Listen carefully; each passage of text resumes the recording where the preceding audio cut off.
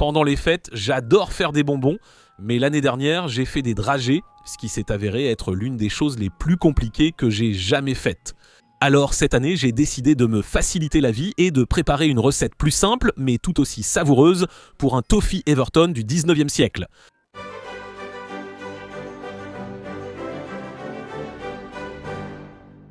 Aujourd'hui, le terme toffee peut désigner toutes sortes de choses différentes. Cela peut être un toffee dur ou un toffee mou.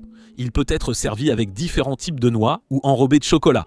Mais lorsqu'il est devenu populaire au début du 19e siècle, c'était un toffee dur basique fait soit avec du sucre brun, soit avec de la mélasse, beaucoup de beurre et souvent parfumé avec juste un tout petit peu de citron. L'un des toffees les plus célèbres du 19e siècle, soi-disant adoré par la reine Victoria elle-même, était quelque chose appelé le toffee d'Everton, nommé d'après le village d'Everton qui se trouvait à la périphérie de Liverpool en Angleterre.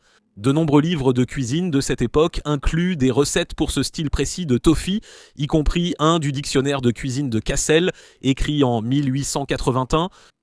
Toffee d'Everton, mettez une livre de sucre brun et une tasse à thé d'eau froide dans une casserole bien frottée avec du bon beurre frais. Mettez-la sur un feu doux et faites bouillir jusqu'à ce que le sucre devienne un sirop épais et lisse, puis incorporez-y une demi-livre de beurre et faites bouillir pendant une demi-heure. Quand il a assez bouilli, testez-le sur une assiette. S'il sèche, durcit et se retire facilement, le toffee est prêt à être aromatisé. À cet effet, ajoutez 20 ou 30 gouttes d'essence de citron. Versez le toffee dans un plat large et bien beurré. Si vous le souhaitez, le vinaigre peut remplacer l'eau. Dans ce cas, le citron peut être omis.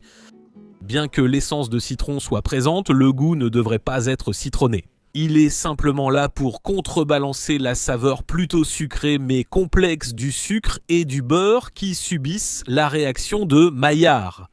Cela peut transformer des saveurs simples en goûts riches et complexes. Donc, pour cette recette, il vous faudra 2 tasses et un quart, soit 450 g de sucre brun clair, 3 quarts de tasse ou 175 ml d'eau, une tasse ou 225 g de beurre salé. Un peu plus de beurre pour beurrer la casserole, puis un quart à une demi-cuillère à café d'essence de citron. Beurrez d'abord l'intérieur de la casserole. Je ne vais pas mentir, je ne pense pas que ce soit nécessaire, mais la recette le disait, alors je l'ai fait. Ajoutez ensuite la cassonade claire et l'eau, puis mettez le tout à feu doux et laissez le sucre fondre pour obtenir un sirop. Cela ne devrait prendre que 5 à 8 minutes et dès que ça commence à dégager de la vapeur, vous pouvez ajouter le beurre. Le beurre va commencer à fondre, mais vous pouvez aussi l'aider en le mélangeant. Et une fois que le beurre est fondu, donnez un dernier coup de cuillère, puis placez un thermomètre à sucre dans la casserole et arrêtez de remuer. Maintenant, beaucoup de livres de cuisine de confiseurs professionnels de cette époque recommandent d'ajouter un peu de crème de tartre, ce qui aidera à empêcher la formation de cristaux de sucre. Mais cette recette n'en contient pas, c'est une recette maison et je suis à la maison, donc c'est celle que je vais suivre. Mais si vous voulez ajouter un peu de crème de tartre, vous pouvez, cela la rendra un peu plus inratable. Mais en réalité, vous ne devriez pas avoir de cristaux de sucre tant que vous ne remuez pas. Il faut simplement le laisser sur feu doux et le laisser monter lentement en température tout seul. Au début, la température va monter assez rapidement, mais une fois qu'elle atteint environ 220 degrés Fahrenheit, soit 105 degrés Celsius, elle va non seulement ralentir, mais aussi s'arrêter. Elle peut même redescendre d'1 degré ou 2. C'est ce genre de plateau de température qui se produit lorsque toute l'eau ajoutée et l'eau contenue dans le beurre doit s'évaporer. Donc il ne faut pas précipiter cette étape. Cela prend un certain temps, mais plus c'est long, plus les saveurs vont se développer. Il ne faut donc pas se presser. La recette indique en fait que cela devrait prendre environ une demi-heure. Et c'est peut-être pendant ce temps, en attendant simplement que son sucre chauffe, que le poète Ogden Nash a écrit ces vers. Je sais que les bonbons, c'est exquis, c'est un plaisir instantané et pur. Mais l'alcool agit plus vite pour cette étincelle mentale, donc il est difficile d'y résister.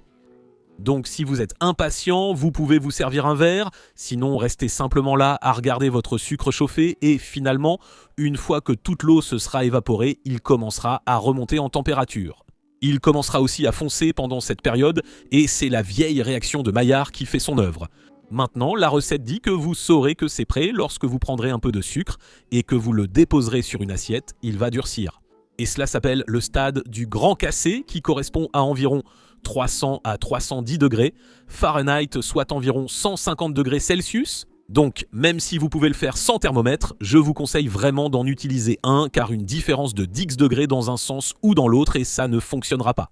C'est maintenant le moment où je vais faire quelque chose, mais je vais vous dire de faire autrement, car j'ai décidé de suivre à la lettre la recette originale de 1881 et de beurrer l'intérieur d'un plat dans lequel je vais verser le caramel.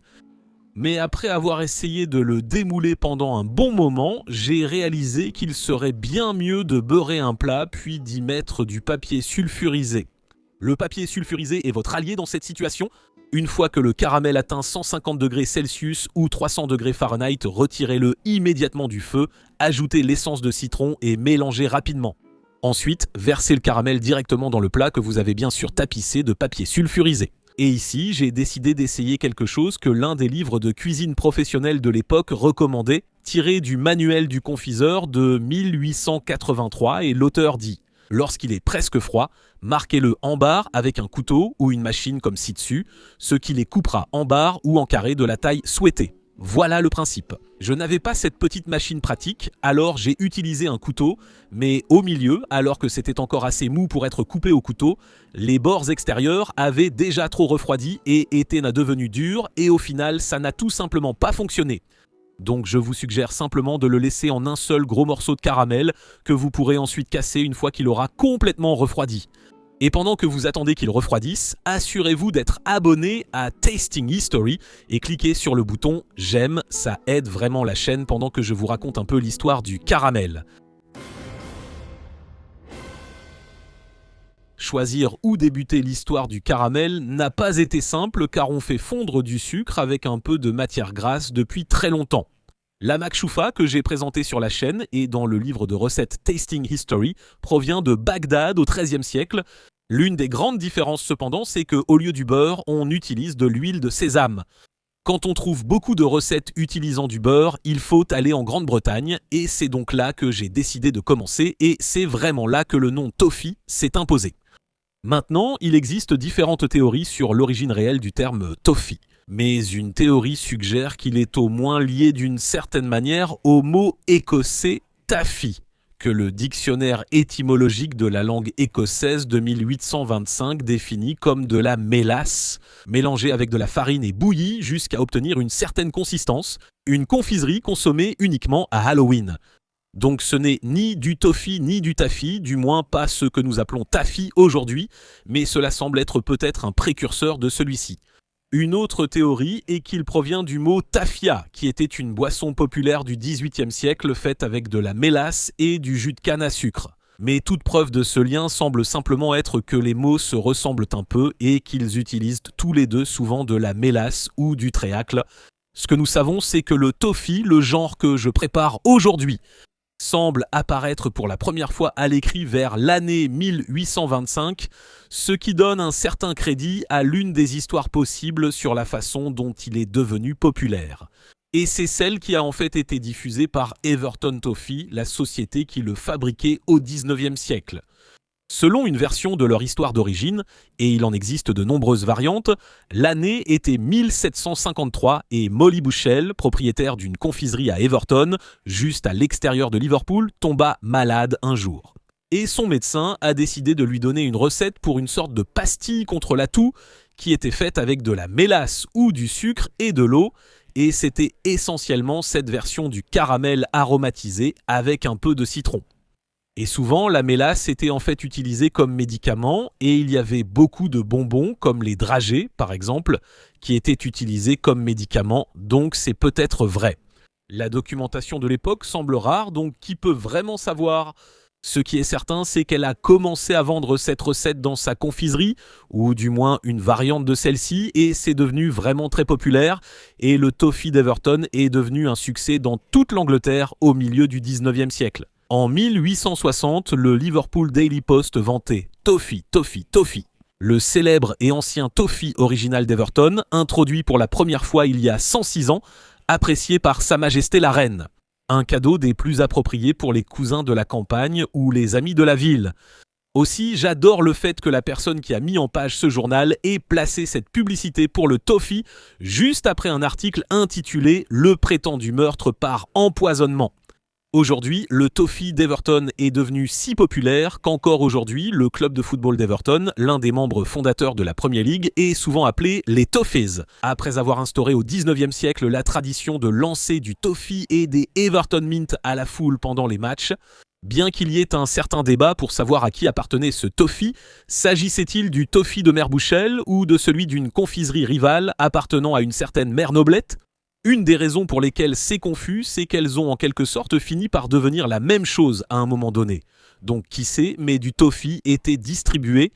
Le toffee fait avec du sucre brun était alors le style privilégié pour ceux qui l'achetaient dans les magasins. Mais si vous le faisiez chez vous, ce qui était sans doute la façon la plus courante, surtout dans le nord de l'Angleterre et en Écosse où c'était très populaire, on le préparait généralement avec de la mélasse qui ressemble à du sirop de sucre, bien que ce ne soit pas aussi épais et que ce soit beaucoup plus sucré. C'était aussi utilisé pour préparer une variété de pain d'épices, le parkin que j'ai déjà fait sur la chaîne. Et ces deux-là, le parkin et le caramel à la mélasse, étaient couramment préparés pour la nuit du feu de joie ou le 5 novembre où l'on commémore le complot de la poudre à canon de Guy Fawkes.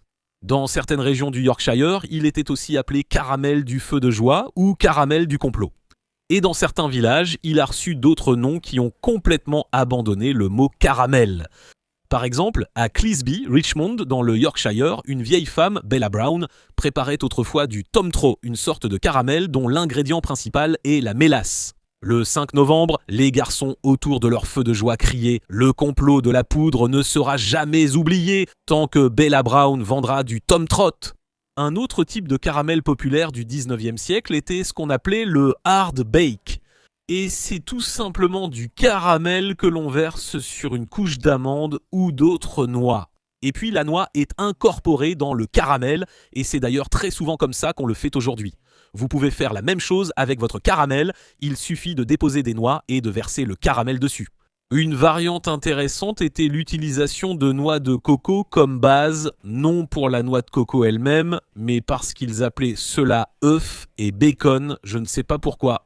Difficile d'imaginer que ça ressemble à des œufs et du bacon, surtout qu'il n'y en avait pas, mais c'est ainsi. C'est aussi à cette époque qu'un caramel plus mou et plus moelleux devient populaire.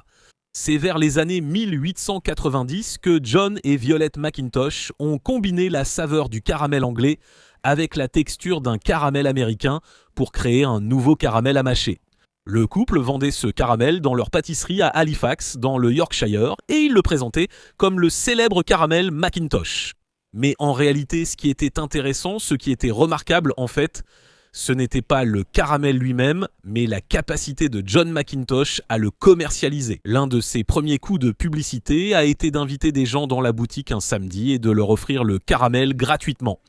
Mais dès le lundi suivant, il a mis une pancarte dans la vitrine qui disait « Samedi dernier, vous mangiez le caramel de Mackintosh à nos frais. Le samedi suivant, revenez nous voir et dégustez-le à vos propres frais. » Et c'est ce qu'ils ont fait. Ils sont venus en masse et très rapidement. Le toffee de Mackintosh était célèbre dans tout le Yorkshire, puis dans toute l'Angleterre, lorsque John a commencé à se présenter comme le roi du toffee, qui vendait le roi de tous les toffees. L'une de mes publicités préférées date en fait des années 1920. Au lieu de vraiment faire la publicité du caramel, il s'est concentré sur lui-même en disant « Je suis John Mackintosh, le roi du caramel, souverain du plaisir, empereur de la joie. Mes bonbons anglais anciens chatouillent mes millions de sujets. Mon bouffon de cour s'appelle Appétit. J'ai été couronné par les amateurs de bonnes choses à manger. Mes sujets les plus fidèles sont les chers petits-enfants. Mon trône est gardé par l'armée impériale désarmée des confiseurs. Je suis le plus grand consommateur de beurre au monde. Mon propre troupeau de bétail primé paît sur les collines du Yorkshire. J'achète le sucre par wagon entier. Je suis John Mackintosh, le roi du toffee d'Angleterre, et je règne seul. Les couilles de ce type. Quoi qu'il en soit, même si le toffee mou Mackintosh est devenu plus populaire, le type cassant est resté la norme dans la majeure partie de l'Angleterre et de l'Écosse. Et il était souvent vendu, non pas en morceaux, mais sous forme de plaques, et avec, on recevait un petit marteau à toffee en guise de gadget. On dit en fait que ces petits marteaux à toffee étaient souvent dissimulés dans les vestes ou les manteaux des suffragettes qui s'en servaient ensuite pour briser des vitres dans leur lutte pour obtenir le droit de vote. Comme l'a écrit Emmeline Pankhurst, l'une des suffragettes britanniques les plus influentes, briser des vitres est une méthode ancestrale pour manifester son mécontentement dans une situation politique. J'espérais vraiment casser mon toffee avec un de ces marteaux à toffee anciens, mais vous remarquerez que ma main est vide et c'est parce que je l'ai acheté sur eBay et qu'il est bloqué, donc je ne sais pas quand je recevrai mon marteau. Malheureusement, j'ai dû utiliser un couteau à beurre et un maillet, mais comme je n'ai pas utilisé de papier sulfurisé, ça s'est mal passé. Alors utilisez du papier sulfurisé, cassez-le, et voilà, toffee d'Everton de 1881. Donc au final, j'ai obtenu quelques gros morceaux qui ressemblaient à la barre, mais même là, aucun n'était la barre parfaite que je recherchais. La plupart sont devenus bien plus petits, environ de cette taille. Je vais donc les manger, allons-y. J'adore la texture. J'adore le toffee. Pour moi, c'est une vraie saveur de Noël. Tellement bon, mais alors c'est très collant. C'est le cauchemar des dentistes. Ça reste coincé dans les dents, mais le goût est fantastique. Comme je l'ai dit, ce n'est pas du tout très citronné, mais il y a peut-être juste une petite pointe d'acidité, ce qui rend la saveur encore plus complexe. Là, c'est juste du toffee et c'est délicieux et fantastique, mais si tu voulais y ajouter des noix, ça apporterait encore plus de saveur et une nouvelle texture. Aussi, si juste après l'avoir versé dans le moule, alors que c'est encore très chaud, tu saupoudres des pépites de chocolat dessus, elles vont fondre et créer une couche de chocolat sur le dessus. Donc oui, fais ça, je ne sais pas, c'est génial, tu pourrais juste en mettre sur une assiette. J'ai l'impression qu'à Noël, il y a toujours des assiettes de bonbons et de pâtisseries qui traînent chez moi, je ne sais pas d'où elles viennent. Mais c'est super et c'est vraiment facile. Honnêtement, le plus difficile, c'est juste de surveiller le thermomètre et de ne pas remuer. Mais oui, fais du toffee, passe de merveilleuses fêtes de fin d'année. Et si ce n'est pas la période des fêtes, fais quand même du toffee. Ça n'a pas vraiment d'importance, c'est bon toute l'année. Et je vous retrouve la prochaine fois sur Tasting History.